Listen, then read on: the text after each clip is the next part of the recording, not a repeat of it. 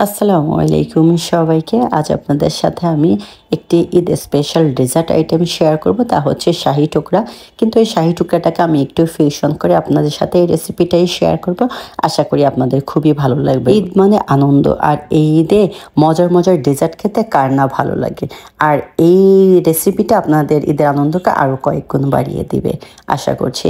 আর এই জন্য আমি প্রথমে নিয়ে নিয়েছি কয়েক টুকরা পাউরুটি। পাউরুটিগুলো এইভাবে মাঝের থেকে আমি কেটে ত্রিকোণের মতো করে নিয়েছি। এরপরে একটা প্যান নিয়ে নিয়েছি, প্যানে দিয়ে দিয়েছি তেল, তেলের ভিতরে একটু ঘি দিয়ে দিয়েছি। দিয়ে আমি পাউরুটিগুলো গোল্ডেন ব্রাউন কালার হওয়া পর্যন্ত ভেজে নিব। এতে করে পাউরুটির ভেতরে একেবারে ঘির একটা ফ্লেভার চলে যাবে। এরপরে পাউরুটিগুলো ভেজে আমি একটা সার্ভিং ডিশে এগুলো সেট করে নিয়েছি।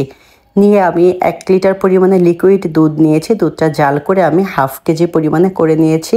এর ভিতরে সামান্য একটু চিনি অ্যাড করে দিয়েছি, এটা আপনাদের পছন্দ মতো দিয়ে একটু দুধটা গরম হতে দিয়েছি।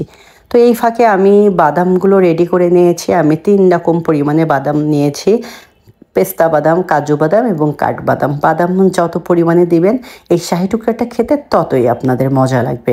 এবং শাহি টুকরা যারা আসলে খেয়েছেন তারা মনে হয় একেবারে অন্ধভক্ত শাহি টুকরার। তো আমার বাসার পরিবারের সবাইও একই রকমই। তো এরপরে আমি গরম দুধ, শাহি টুকরার যেই পাউরুটিগুলো আমি রেডি করে রেখেছি এর উপরে গরম দুধটা দিয়ে দিলাম। দিয়ে আমি কিছুক্ষণ রেখে দিব সেট হওয়ার জন্য। তো এই ফাঁকে আমার ফিউশনটা আমি রেডি করে নেই।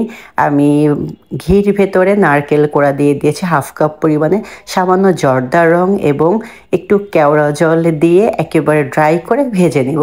এটাই হচ্ছে আমার ফিউশন আইটেমটা। তো এরপরে আমি পাউরুটির উপরে নারকেল কোড়াগুলো দিয়ে সার্ভ করে নিয়েছি এবং অ্যাড করে দিয়েছি সামান্য পরিমাণে কনডেন্স মিল্ক। কনডেন্স মিল্কের জন্য আসলে শাহি টুকরা খেতে খুব বেশি ভালো লাগে। এবং তারপরে আমি সেম প্যানে আবার কুচি করে রাখা বাদামগুলো ভেজে নিব। ভেজে পাউরুটির উপরে দিয়ে সার্ভ করে নিব এবং আস্তে আস্তে করে কনডেন্স মিল্কটা উপরে ছিটিয়ে দেব। আমার ভিডিওটা যদি ভালো লেগে থাকে অবশ্যই একটা লাইক করবেন এবং অবশ্যই আমার চ্যানেলের পাশেই থাকবেন। এরপরে আমি কনডেন্স মিল্ক দিয়ে দিয়েছি। দেখেন অলমোস্ট অলরেডি হয়ে গিয়েছে আমার শাহি টুকরাটা। এবং এই সামান্য একটু নারকেল অ্যাড করার জন্য শাহি টুকরার স্বাদটা বেড়ে গিয়েছে 2 থেকে 3 গুণ।